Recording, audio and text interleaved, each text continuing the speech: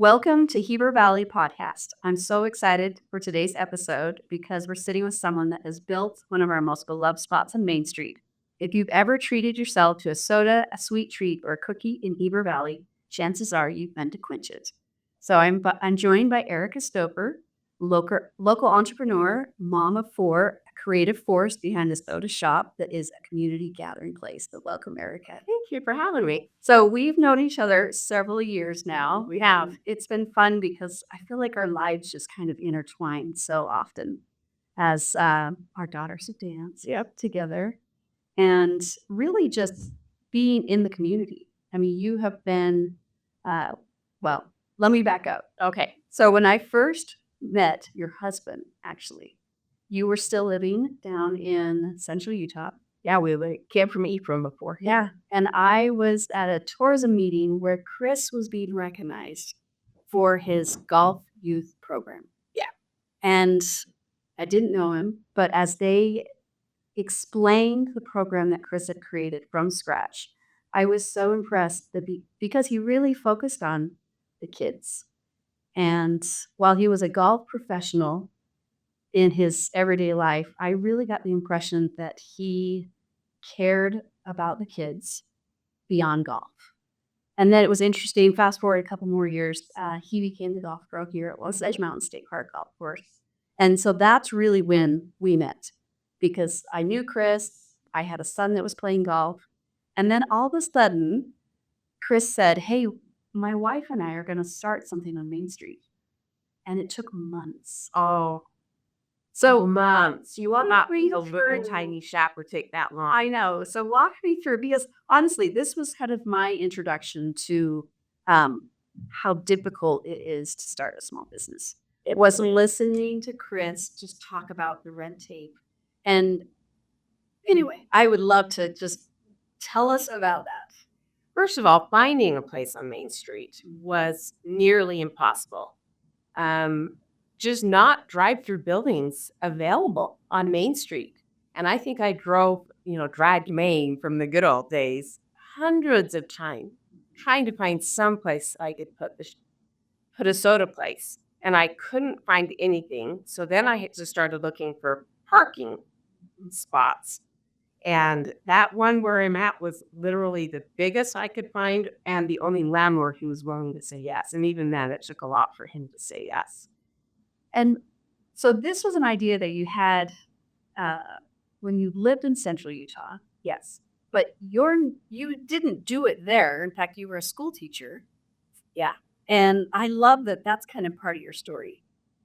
That you are a school teacher, you're raising your kids, you come to the Heber Valley, Chris is working, and you're like, "Hey, let's do this." Now you have to find a spot. You beg the landlord. He kind of gets the vision. He's kind of like, "Yeah, I guess it's big enough. Let's try this." Yeah. But because you never taught school here. No, I never did. But moving here, it's an expensive area. My husband was a state employee. Two incomes was a necessity. Yeah. But I had been teaching at Snow College, Oh. English 1010, and it was a lot of grading. And you can get burned out. Now there are a lot of tools and tricks, but back then, just so much grading with my red pen in my hand every night till 1, 2 in the morning. And I just kind of burned myself out, not from the kids, not from being in the classroom, just from grading, because I taught English. Yeah. And English is pretty intense. So when I moved here, I just didn't feel ready to go back. And the community had a little soda place there that my friend ran, and the community loved it. And I came here and I went, wow, where does everybody go for a really good soda, right? I just didn't want the gas station soda, nothing against them, but I wanted elevated. I wanted a really good treat. I do love treats. And so I drove and asked everybody, and everyone said, yeah, we don't have a place like that. And I went, well, then that's what I want to do.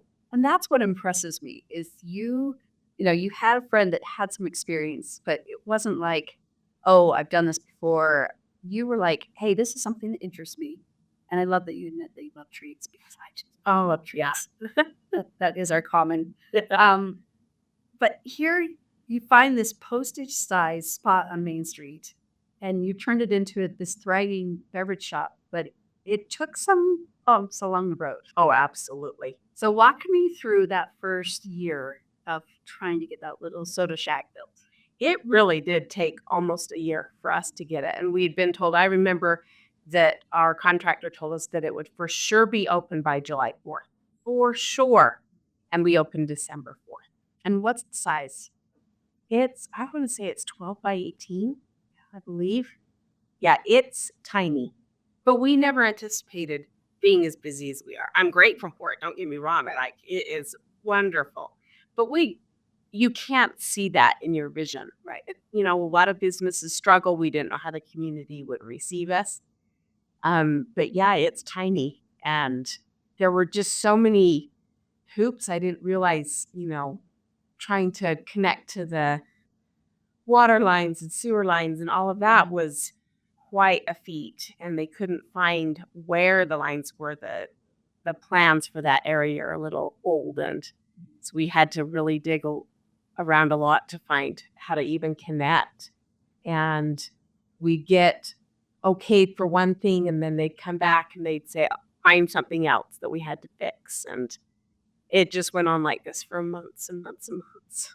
I remember one of the city council discussions was the building department wanted you to put an ADA accessible restroom in the shack, which would take up literally half our shack. Yeah. And I remember that discussion because Chris was so frustrated. Yes. That you were trying to do something good. You were trying to bring something that would employ teenagers, that would provide a benefit to the community, that would provide sales tax to the city.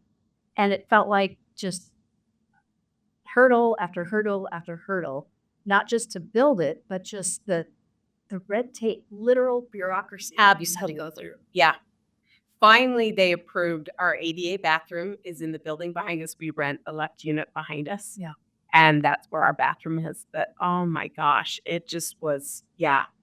We were told so many things that it was like, really? Right. Really? For our little tiny shack, is that really necessary? Well, and you had to come up with a creative solution. Yes, we did. That's what was so interesting to me. And I think it's fortitude that you two had working together that really said, no, this is important enough that we could just walk away. And I remember Chris saying to that, telling me that we could walk away. We could do something else, but we really feel like this is something we need to do. Yeah, we do. But there were some moments that I had complete meltdowns. I'll admit it, just sobbing and what have I done? And I've ruined my family financially and this is taking forever. And if it was supposed to be, it wouldn't be this hard. And I remember Chris saying, no, that's not how you look at it. Because if it was easy, everybody would do it. Right. And I went, okay. And so he said, it's not, things worth it aren't easy. We just have to stick through it. So many lessons learned. Yes.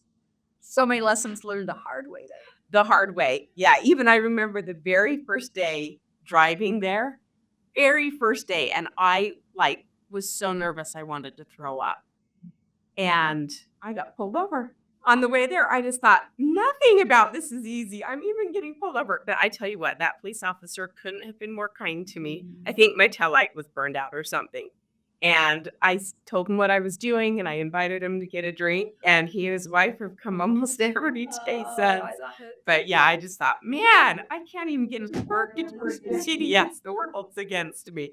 But that is definitely proven to not be true. So my daughter swears that your drinks, the mix, is far superior than anyone. She will make me drive out of our way. Your flavors, your ratios, your creams, your syrups, your fresh lemons and limes. It's kind of this art form that you yourself have come up with. Yeah. So I've asked you this before, but talk to me about how you came up with the menu, the drinks. Just this has all been Erika Stover that is behind the formula of these drinks. Yeah.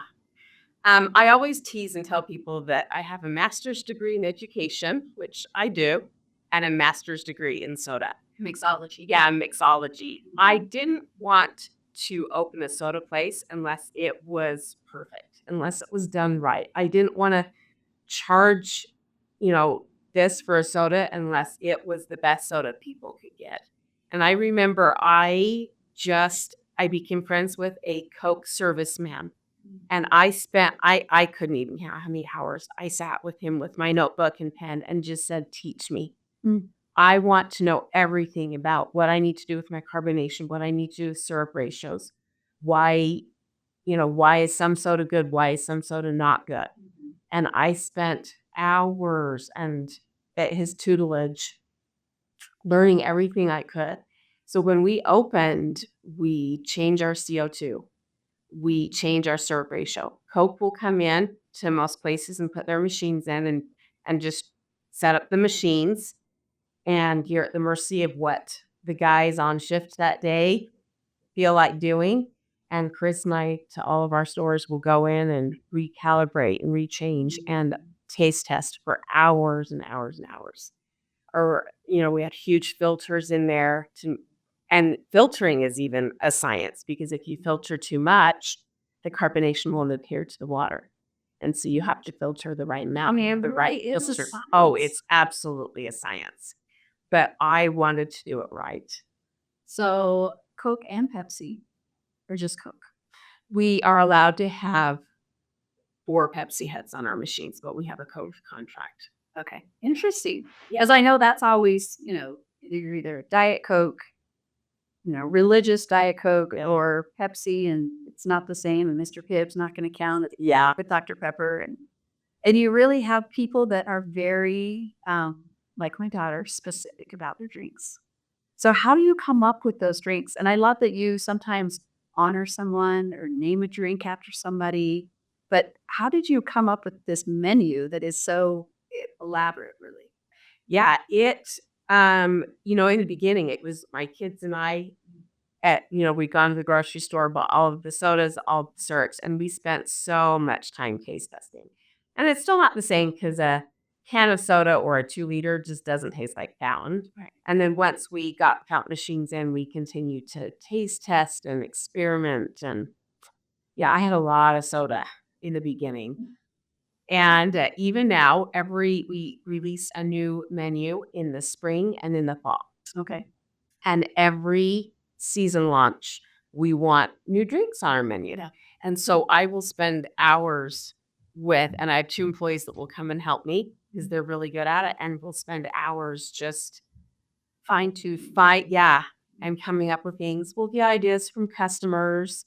And I even have a cute little employee that works for me right now. Her name is Lauren, and she has Down syndrome. She works for us on Mondays, and she just begged to have her drink on the menu. And so on this new one, we put her drink on the menu.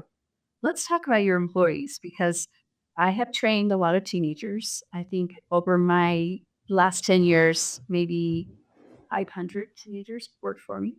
You may supersede me because I feel like it's this churn of I want to come work at Quench It as a young person, and then they move on to the next thing. Yeah. You're like the first job. You're the stop for the first job. Which I love. Right. But that comes with some challenges. Absolutely. Let's talk about teenagers for a minute. Because you have a product that is very interesting to kids and teenagers and moms. And honestly, you run the gamut. But from a teenage employment standpoint, it's the fun place to be. How many people fit in that shack? Whew, it's tight. We can usually get 4 comfortably, but we have to have 5 on Saturdays and on busy summer days. And there are even times that we'll have 6. And when did you pull out? I love the person that comes out to greet. Yes. Even through the winter. But when did you make that decision? Was that through COVID or just because you were so busy you needed to get ahead of the game? We were so busy we had to get ahead of the game. So we switched point of sale companies that allowed us we call it line busting, to bring the point of sale out there and take orders. Yeah, I had to get people off of Main Street. That's a huge concern. And so we try to do that. And then we even added the electronic order system for the winter.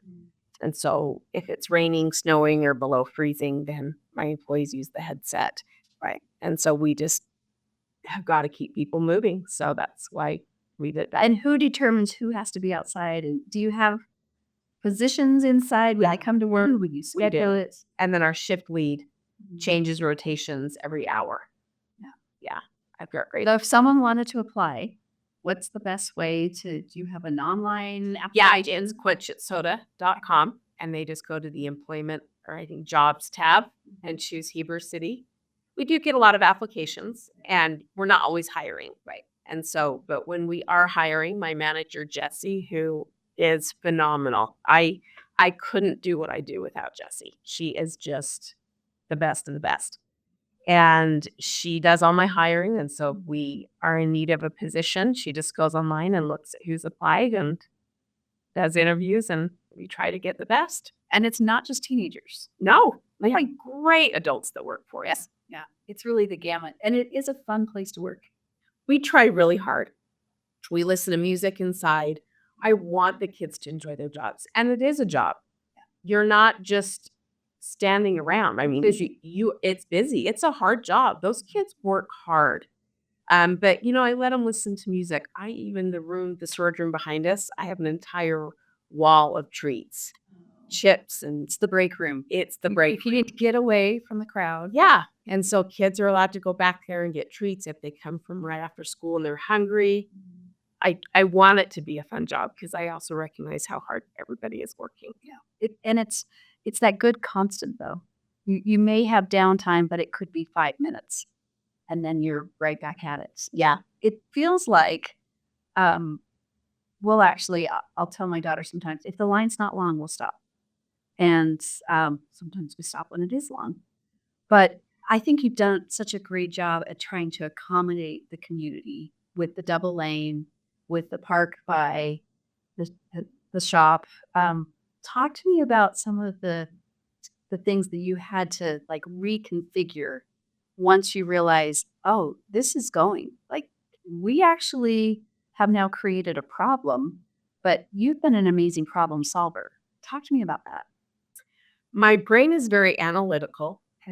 My background, even with teaching English, I wasn't good at the creative writing. I could whip out a 10-page research paper in a night. I'm just analytical, and problem solving and detail is what drives me. But yeah, I never thought that my line would even get to the other side of the parking lot, and then let alone into the street. And so that is, why I did the point of sale system that I have, and why we line bust, and why I have the electronic order system for the winter time. Because if we were only taking orders at the window when it was snowing outside, our line would never move. Right. And so now, at least if it's raining or snowing, people know that third car, they will get their order taken. And, I've had to paint lines onto the parking lot to help cars navigate. I'm always talking to my kids, but, I try, but I'm always like, be Chick-fil-A, walk cars forward, Yes. Keep walking. Right. Because Chick-fil-A does a good job with that. So I always, come on, get the cars forward. But I also think you're a good neighbor. I mean, Crazy Goodies has done well. It's a good complementary product, and you've signed it very well. People should know by now how to get a drink. I do find it funny when we have a visitor, when someone that isn't used to the Quench It way, and they're very obvious. Oh, yeah. Bless their hearts. When someone's from out of town. And we've even added another A-frame into our parking lot with a big arrow that says line starts on the other side. And sometimes people it's a little confusing. I just teach my employees, please be kind, please be patient, and then let everybody behind know, hey, this was just someone from out of town. Right. And Give a little grace. give some grace. Absolutely. Yeah. Yeah. Okay, I want to talk about your marketing because you have done a fabulous job creating these fun campaigns. You talked about the seasonality of your menu, but you really have created this kind of iconic brand in our community. People know Quench It. So is that you? Or do you bring a team? How does this marketing and all that you do, how does that happen? It is definitely a team effort. One thing I will say is that a lot of people are shocked that I'm still the one, me, who during Teacher Appreciation Week, I'm at a different school every single day with my trailer making drinks for the teachers. That's me. And I give a lot. I donate a lot. If you ask me to do it, it's hard for me to say no. I'll be at the little, It pulls a problem here, Erica, because you are really the front person, that you're very busy. I love that you do give back. I do. I just feel like I have the lines and the community is supporting me.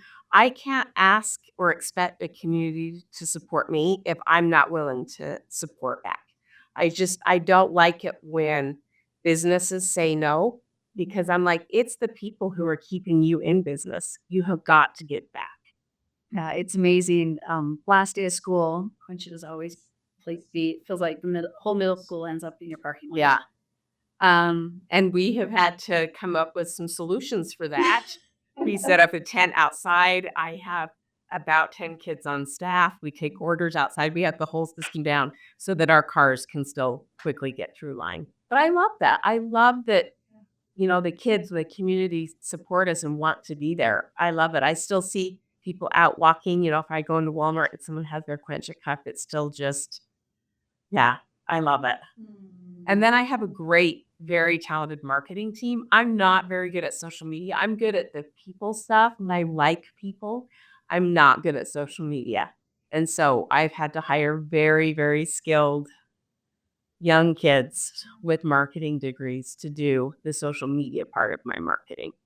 So, team effort. The team has done a great job because you really have created this brand that's recognizable, identifiable, relatable, and that's what people want. They want that authenticity that Quench It really has created, which is ironic because it really is. It's a drink stand, but you have gone so far beyond that in the give back. And you talked about teacher appreciation. I know you've worked with CAPS, you've worked with Invest Nest. I see you at all kind of community events, and I love that you even expanded into catering. Yeah. But I can't imagine the pressure that puts on you personally to be at all those places. Yeah, I'm busy. And thank you for coming on the podcast. Oh, happy to. Yeah, I'm busy. I felt so bad. A lady contacted me, and this is like a fail, but she contacted me this summer to cater her daughter's wedding. And I said, absolutely, I'll be there. Put it on my calendar. And once it's on my calendar, I will be there. Yeah. And I've catered so much that it's like I can do it in my sleep. I know I even have wedding menus. They're special with, cute little names like XO and Lock Them Up. And I have it down. And so I just was planning on it, but I didn't get back to her very timely because I have thousands of emails. My phone will go off incessantly. And I just didn't get back to her very quickly. And finally, she sent me an email and said, "You're impossible to get hold of. Never mind." Yeah. And I just went, oops, I'm busy. But that's the reality of just you're a small business with one boss. Even though you do have the team, you're the one. Yeah. And I'm busy. And it's important to me to be a good mom. I still cook dinner every night. And yeah, I want to be there for my kids still too. So Hey, I'm curious, what's been the busiest day? If you could pinpoint a day where you were like, okay, we survived. last day at school every year. Every year. Oh my gosh. And we love it. Don't get me wrong. And we prepare for it. I mean, we require every single employee to work and we have it down. We have a system, but it is unreal how many kids we see and even adults and moms bringing carloads of kids and teenagers. And it is unreal. So yeah. And another really busy day for us, you wouldn't believe it, is Christmas Eve. Yeah, a lot of people are getting cereal stuffers or a hydro jug. They just need one more quick gift or. So you kind of have to prep for that. Yeah. Christmas Eve, you're going to be working and we'll celebrate tomorrow. Yeah. And we do close at 4. Yeah. We want employees, we're really good about closing early. And sometimes I'm always like, oh, how are people going to think about this? Because even school dances. Yeah. We can't usually stay open past 6 on a school dance night. Homecoming, football games and the dance. We had to close at 6 both nights. Um, it's just so beats come first. Please come first. And so, we do close at 4 on Christmas Eve. So I try not to be a terrible boss. But yeah, it's a busy day. Hey, I want to transition to, I love that we've really focused on the drinks, but there's an aspect of your menu that uh, keeps people coming, and that's the cookies. And there was this chain of events. I love Jessica Larson, Oh, she's amazing. who started Stu's Cookies. Yeah, nothing but good to say about Jess. The cookies are so good. I actually, when my son was on his mission, shipped them to his mission, and he was so excited. Oh, we ship to missionaries all the time. But it was interesting. Jess has small kids, so just decided I really just want to be a mom. So she started this business with her grandma's recipe.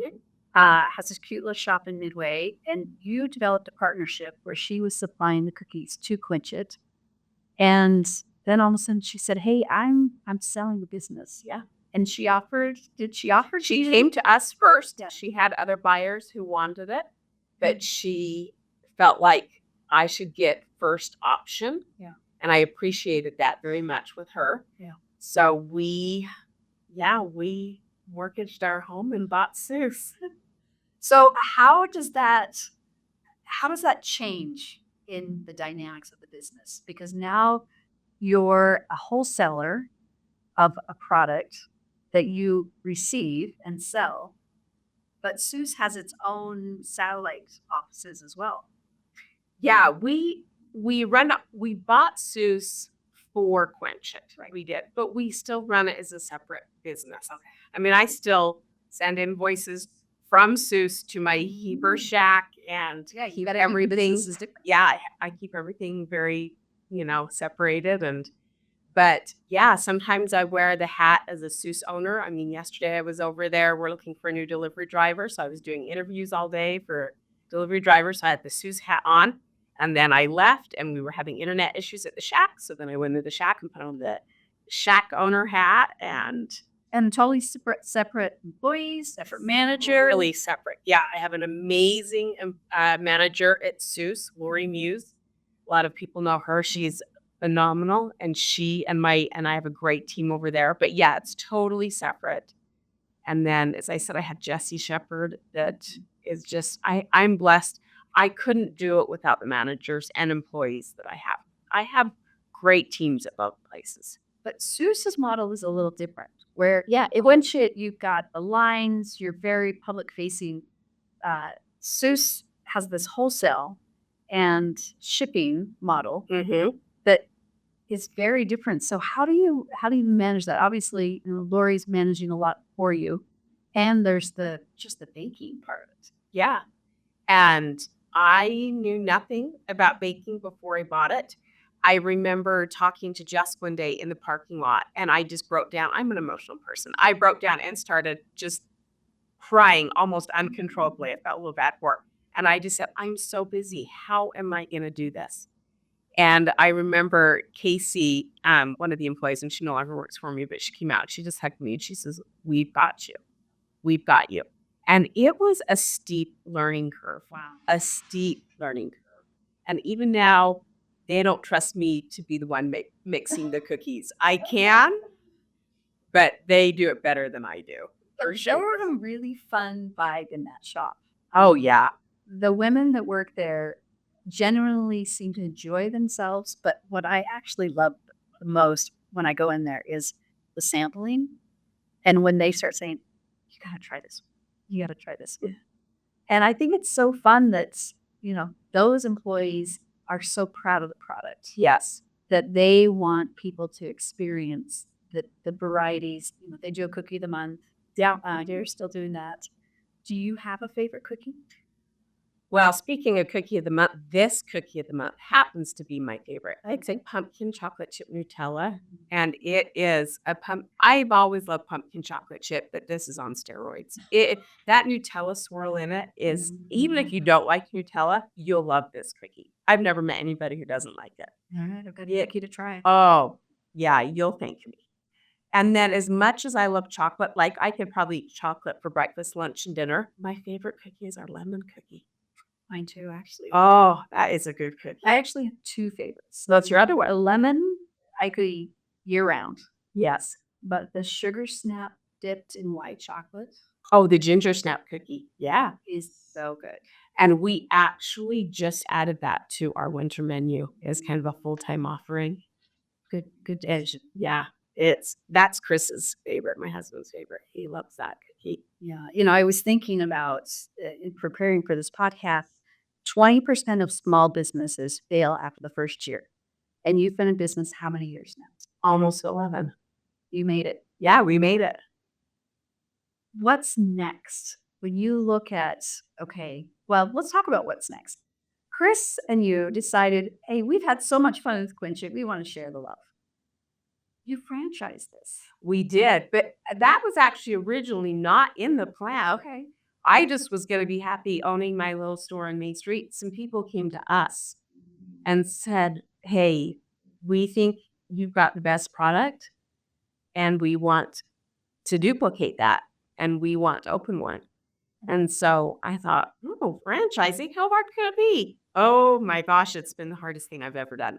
Very rewarding, but it is not easy to franchise. But it's been amazing. So we franchised for them and wasn't ready and had to play catch up. But luckily, our first franchise store was in Eagle Mountain, and it was just an amazing response there. And the community really rallied around them. So, and again, it's my educational background, my analytical background. If there was a problem, I, was determined to find the solution. And so now, yeah, we've got a full franchise and training videos, manuals, the whole 9 yards. So how many now have you branched out? We have 11 total, 10 in Utah and 1 in Texas. You like to do hard things. I apparently do. That's so amazing. I had no idea that you really networked that experience out to so many people. Yeah, we really have. And we'd really like to see it grow and get further. So we'd even love to, find investors who believe in us and really make this bigger. What would be the one thing that you would say, gosh, I really wish I'd known this going in? And now looking back at 11 years, what's that one thing that you wish somebody would have said to you, hey, watch for this as you start this business? Oh, that's a tough question. I honestly, I just think it's harder than I ever thought. And I'm not going to lie. I thought that, I make a ton more money, but cost of goods and employees and everything just takes more than you think. Yeah. For sure. And I thought being my own boss, I'd have more free time. You have all this flexibility. And there's definitely some flexibilities, different than teaching. Teaching, I had to be when I taught high school, I had to be there. And I've got some flexibility that I've been able to go watch my kids dance or do their sports, etc. But yeah, I work all of the time. All of the time. Day, afternoon, nights, Yeah. weekends, holidays. All of the time. Yeah. Yeah, that's the one thing that really has stood out to me is when I go and you're there, you make a point to reach out to your customers. Even, you and I have known each other for many years, but I see you doing that with new customers. Where are you from? I see your license plate somewhere else. Is this your first time? Like, you're not just the owner. You really are totally embodied in Quench It. I really am. And I like that. I love the business. I do. I love what I've created. I love the community. I love that the community has supported me so much. Like I said earlier, and I don't take that for granted. I really don't. So when I go out and see people in line, I understand that they're there and willing to sit in a long line to support me, to support my family. All of my kids have worked there. My youngest right now is working there.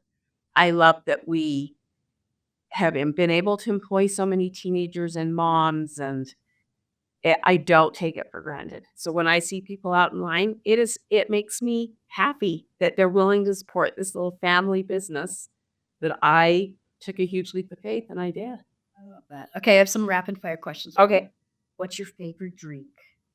The CEO, we put it on the menu on the last one.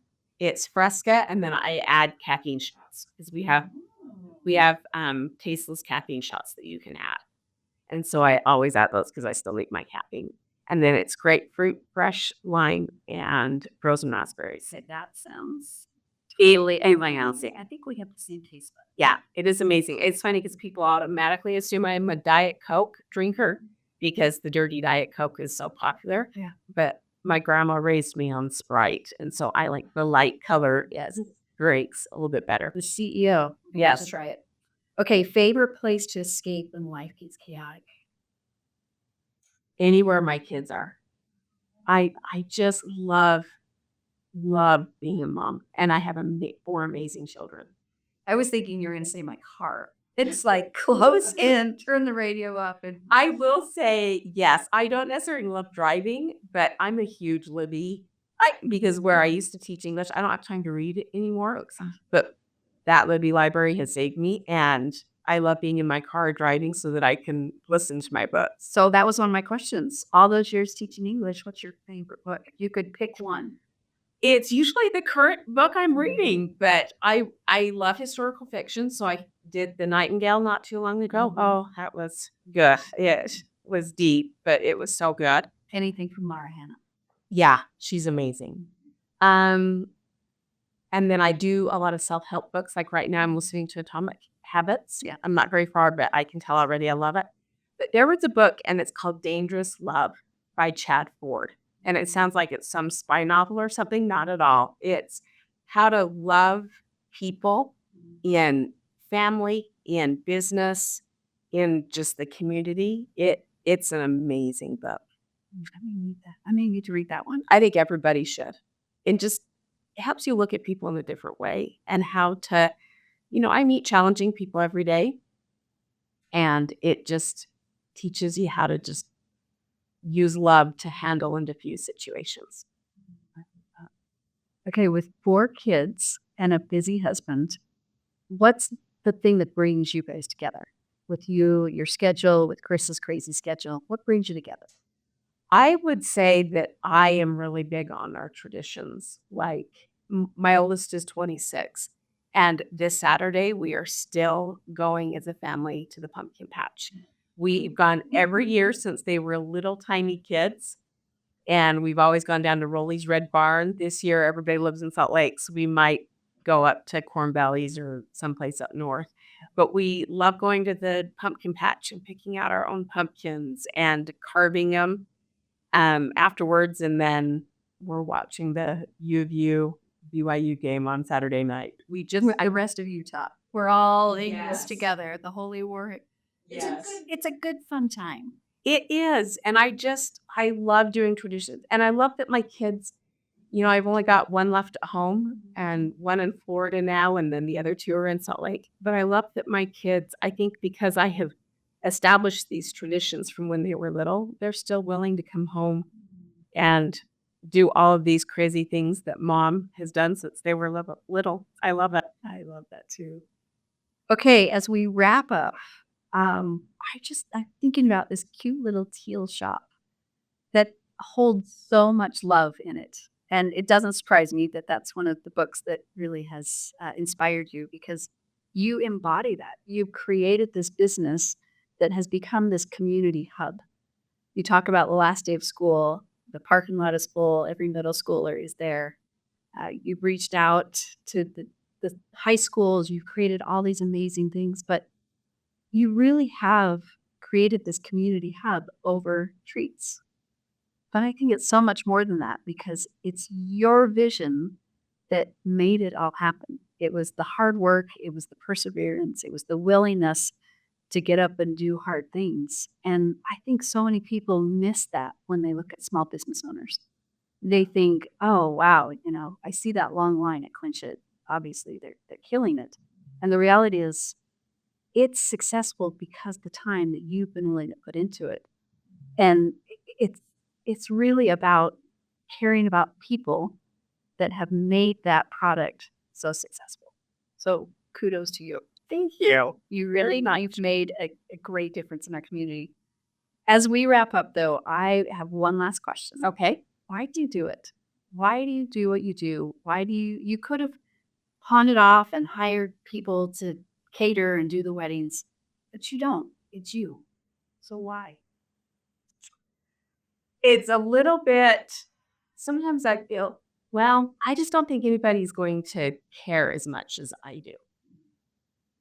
It's it's another child for me. And I just don't think anybody will care as much as I do. And so I just feel like if I'm the one there in the face of it, that people can see that, it's like I said, we're not corporate, we're family. And I want people to know that it's a family behind it. It's why, most of my reviews are good, but sometimes, I get a bad review and someone, you know, doesn't realize that one of my teenage employees is having a bad day or may not have handled the situation right.